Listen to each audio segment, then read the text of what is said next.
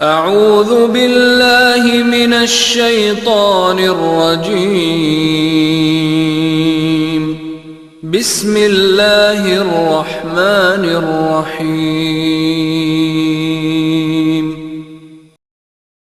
وبه نستعين على أمور الدنيا والدين والصلاة والسلام على رسول الله وعلى آله وأصحابه ومن تبعهم بإحسان إلى يوم الدين. قال الله تعالى في القرآن الكريم أعوذ بالله من الشيطان الرجيم يا أيها الذين آمنوا اتقوا الله حق تقاته ولا تموتن إلا وأنتم مسلمون. Asbahna ala fitratil Islam wa ala kalimatil ikhlas wa ala dini nabiyina Muhammadin sallallahu alaihi wasallam wa ala millati abina Ibrahim hanifa wa makana minal musyrikin. Allahumma bika asbahna wa bika amsayna wa bika nahya wa bika namut wa ilaikan nusur.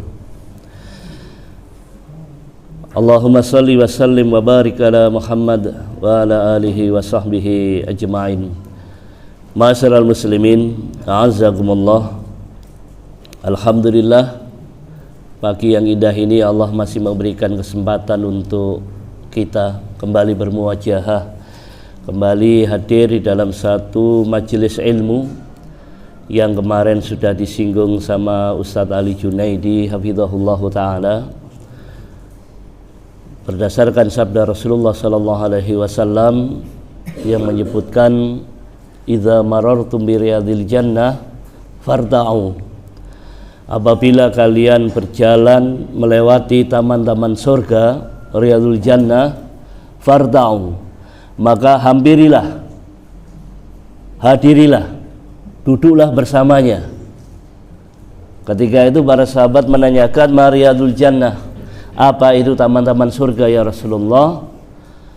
Dijawab oleh Rasulullah sallallahu alaihi wasallam, halaqaz zikr, majelis-majelis ilmu, majelis-majelis zikir, majelis yang membuat orang yang hadir di dalamnya itu untuk semakin mengingat Allah tabaraka wa taala. Majelis yang membuat orang itu semakin sadar hakikat akan penciptaan dirinya, membuat dia semakin merindukan surganya Allah tabaraka wa ta'ala, dan membuat orang itu semakin takut akan azab neraka yang Allah berikan kepada mereka setiap hamba yang melakukan pelanggaran terhadap syariat Allah tabaraka wa ta'ala. Ma'asyiral muslimin, a'azzakumullah, semoga ini menjadi majelis kita ini menjadi bagian daripada taman-taman surga yang disebutkan oleh Rasulullah Muhammad sallallahu alaihi wasallam. Allahumma amin. Bapak Ibu ma'asyiral muslimin rahimakumullah, jamaah Masjid Munawarah yang dirahmati oleh Allah tabaraka wa taala. Allah azza wa jalla berfirman di Quran surat As-Saff ayat 2 dan 3, surat ke-61, di mana di dalam ayat itu Allah Subhanahu wa taala berfirman, a'udzubillahi minasyaitonir rajim, ya ayyuhalladzina amanu lima taquluna ma la taf'alun, kabura maqtan indallahi an taqulu ma la taf'alun. Hai orang-orang yang beriman, mengapa kamu mengatakan sesuatu yang tidak pernah kamu perbuat? Kabura maqtan indallahi an taqulu ma la taf'alun, maka sungguh sangat besar kebencian di sisi Allah untuk mereka yang mengatakan apa yang tidak ia berbuat. Ya.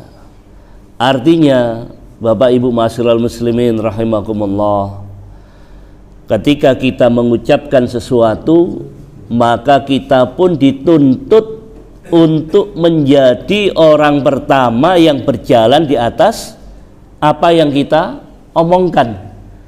Kita menjadi orang yang merealisasikan, mewujudkan apa yang kita ucapkan, dan itu bagian dari konsekuensi seorang dai, orang yang menyeru di jalan Allah tabaraka wa ta'ala. Sebuah pekerjaan yang mulia, sebuah pekerjaan yang dipuji oleh Allah tabaraka wa taala. Wa man ahsanu qawlan mimman da'a ilallah wa amila shalihan wa qala innani minal muslimin. Dan siapakah yang lebih baik ucapannya daripada orang-orang yang menyeru di jalan Allah tabaraka wa taala. Wa man ahsanu qawlan mimman da'a ilallah. Ya, orang yang menyeru, dai itu da'a, seruan. Dai orang yang menyeru. Wa man ahsanu qawlan mimman da'a ilallah, yang menyeru kepada jalan Allah tabaraka wa taala wa amila shalihan, dan dia beramal soleh dan dia berbuat kebaikan, merealisasikan, mewujudkan ucapannya itu. Wa qala innani minal muslimin, dan dia mengatakan sesungguhnya aku termasuk orang-orang yang berserah diri. Ya. Jadi kita tengok kemudian bagaimana para dai, ya, orang-orang yang menyeru di jalan Allah tabaraka wa taala itu adalah orang yang pertama mereka beramal di atas seruannya.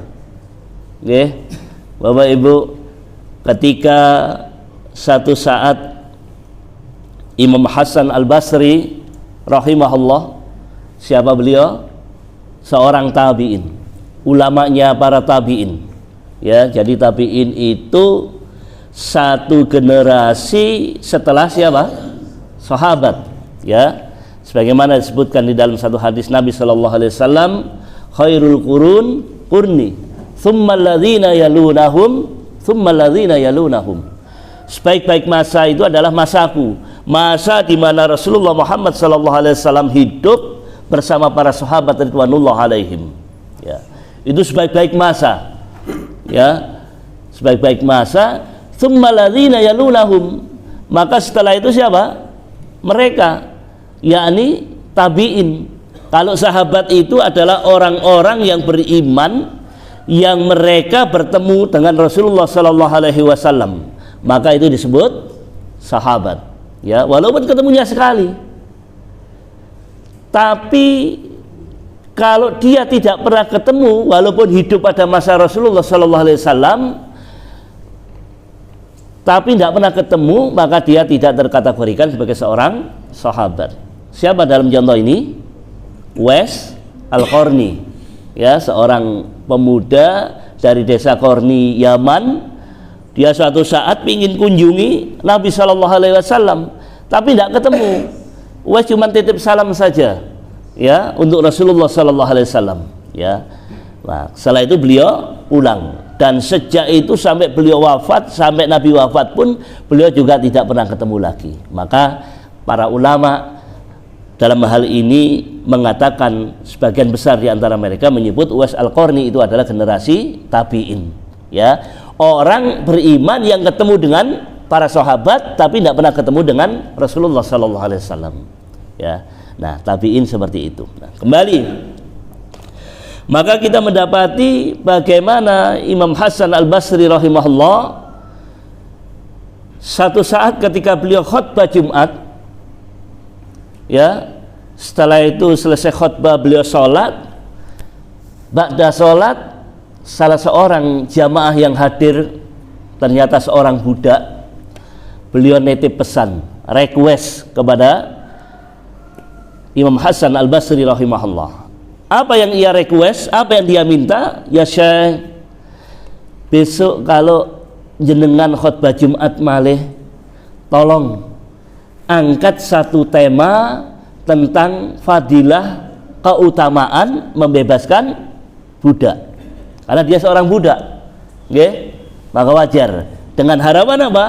Ketika khutbah Jumat bahas tema keutamaan membebaskan budak itu akan membuat apa? Orang-orang bergerak untuk peduli kepada si penanya ini dan teman-temannya sesama budak untuk membebaskan mereka. Okay? Sebab membebaskan budak itu masya Allah pekerjaan yang utama, ya, pekerjaan yang memiliki nilai besar di hadapan Allah. Itu yang memotivasi seorang Abu Bakar As-Siddiq radhiyallahu an, bagaimana dengan kekayaannya beliau selalu membebaskan budak yang terzalimi, ya, dari kalangan budak ketika itu. Di antaranya siapa? Bilal bin Rabah radhiyallahu anhu, Ya. Nah, bahkan disebutkan dalam satu hadis, salasatun haqqun 'alallahi aunuhum. 3 kelompok manusia yang Allah merasa berhak untuk menolong mereka. Siapa 3 kelompok yang Allah berhak menolong mereka itu? Yang pertama kata Rasulullah sallallahu alaihi wasallam, al-mujahidu fi sabilillah. Orang yang berperang di jalan Allah Subhanahu wa taala, mujahid fi sabilillah. Seperti saudara kita hari ini yang ada di Gaza, Palestina. Wal mukatabul ladzi yuridul ada. Kelompok yang kedua yang Allah akan menolong mereka. Siapa? Budak yang ingin membebaskan dirinya. Nah ini. Ya, baru yang ketiga, al-mujahidu fi sabilillah wal mukatabul ladzi yuridul ada wan nakihul ladzi yuridul afaf. Seseorang yang menikah untuk menjaga kehormatan dirinya, maka Allah akan menolong 3 kelompok ini. Kembali, setelah mendengar permintaan sang budak itu, Imam Hasan Al-Basri rahimahullah hanya mengucapkan, insyaallah ya akhi, nanti akan saya sampaikan kalau saya akan khutbah Jumat. Besok khutbah Jumat berikutnya beliau naik di mimbar. Ternyata temanya tidak sesuai dengan permintaan sang budak tadi. Sekian lalu Jumatan beliau khutbah, tidak satu pun tema itu disinggung sama beliau. Baru setelah sekian lama Imam Hasan Al-Basri rahimahullah berbicara tentang keutamaan membebaskan budak. Maka pasca Jumatan itu sang budak protes, ya Syekh, kenapa jenengan kok baru bicara sekarang tentang keutamaan membebaskan budak? Padahal kan saya requestnya sudah lama, mintanya sudah lama. Kenapa kok jenengan baru sekarang bicara? Apa Anda lupa? Apa kata Imam Hasan Al-Basri rahimahullah? Beliau mengatakan, ya akhi, ketahuilah, sejak kamu minta saya tema untuk membebaskan budak, maka sejak itu saya selalu menabung. Duit saya kumpulkan sampai saya pandang cukup duit itu, baru saya berangkat ke pasar. Di pasar saya baru beli budak, kemudian saya bebaskan budak itu. Besoknya Jumat itu saya khutbah tentang keutamaan membebaskan budak. Paham maksudnya Bapak Ibu? Artinya apa? Beliau menjadi orang yang pertama berbicara tentang tema yang beliau ungkapkan dalam khutbahnya. Artinya apa? Beliau menghindari jangan sampai ayat Allah As-Saff ayat 2 dan 3 itu mengenai dirinya. Ya. Jadi kalau dia ngomong berarti beliau sudah mempraktekkan. Berapa banyak hari ini di antara kita, mohon maaf, cuman bisa ngomong ketika ada tuntutan realisasi amal dari ucapan yang kita sampaikan kepada umat itu, umat tidak melihatnya, sehingga umat kemudian menyindir kita, lah kamu cuma dai ngomong tok, ustadz iso ngomong, ra iso praktek, ya ngedabrus, mohon maaf lebih kasar lagi mungkin, nggih, ya Allah. Padahal ancamannya begitu berat Bapak Ibu ma'asyiral muslimin, azakumullah. Contoh yang kedua, Imam Ahmad bin Hanbal rahimahullah, ya. Jadi beliau termasuk siapa? Seorang ulama yang mendirikan mazhab Hanabilah. Mazhab. Jadi kalau 4 mazhab yang kita ketahui apa? Imam mazhab Syafi'iyah, kemudian mazhab Hanafi, mazhab Maliki, mazhab Hambali. Ya, maka Imam Ahmad bin Hanbal inilah seorang alim yang dia juga rajin berdakwah kepada umatnya. Satu saat ketika dalam majelis seperti ini, ya, beliau memberikan materi, tiba-tiba umat yang hadir dalam majelisnya beliau ini melihat beliau bercucuran keringat, ya, semua pada heran, kenapa Kok beliau sampai bercucuran keringat padahal saat itu sedang musim dingin? Kan tidak mungkin jenengan pakai AC tiba-tiba ada yang keringetan, kan tidak mungkin nggih. Karena suhu tubuh kita menyesuaikan dengan kondisi suhu kamar, ya. Maka setelah beliau ceramah itu ditanya sama muridnya, "Ya Syekh, kenapa kok Anda tadi ceramah keringat dingin bercucuran dari tubuh Anda? Apakah Anda sakit ya Syekh?" Maka beliau mengatakan, "Demi Allah ya ikhwah, ya, saya tadi ketika ceramah di hadapan kalian ada seekor kalajengking." Apa istilahnya? Iya, mengentup kata orang Jawa, menyengat saya. Ya Allah, sakitnya luar biasa, saya tahan sampai kalian melihat keringat dalam tubuh saya itu keluar. Lalu sang murid-murid beliau mengatakan, "Lah kenapa kok jenengan boten sanjang Ustaz?" Kok tidak bilang kalau jenengan lagi tersengat kalajengking? Apa kata beliau? "Ya ikhwah, bagaimana mungkin saya berbicara atau mengeluh atas dasar rasa sakit saya akibat disengat oleh kalajengking itu, sementara pada saat yang bersamaan pada majelis hari ini pertemuan kita sedang membahas tentang keutamaan sabar dalam menahan ujian." Paham Bapak Ibu? Beliau mencoba mempraktekkan sabar dalam menghadapi ujian dientup kalajengking itu tadi, dan pantang bagi beliau untuk mengeluh karena itu apa? Tidak sesuai dengan tema yang beliau bahas. Maka beliau mencoba untuk beramal menahan rasa sakit itu agar apa? Bisa menjadi keteladanan bagi umat, bagi murid-murid beliau, bahwa beginilah dakwah itu. Dia berbicara, tapi sang dai menjadi orang yang pertama berjalan di atas apa yang ia ucapkan. Dan yang terakhir, Bapak Ibu, contoh yang ketiga terakhir adalah Syekh Dr. Abdul Azzam rahimahullah, seorang ulama dari Palestina yang beliau ikut berjihad di bumi jihad Afghanistan, ya. Satu saat beliau bermajelis seperti ini, ketika itu ada pertanyaan dari murid beliau, "Ya Syekh, apa artinya ya ayyuhalladzina amanu taqullah mastata'tum?" Kalau salah, "Hai orang-orang yang beriman, bertakwalah kepada Allah dengan semampu kalian."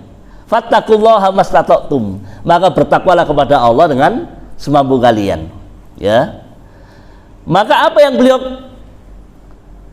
lakukan untuk menjawab pertanyaan dari muridnya itu, arti dari fattaqullaha mastata'tum, ya.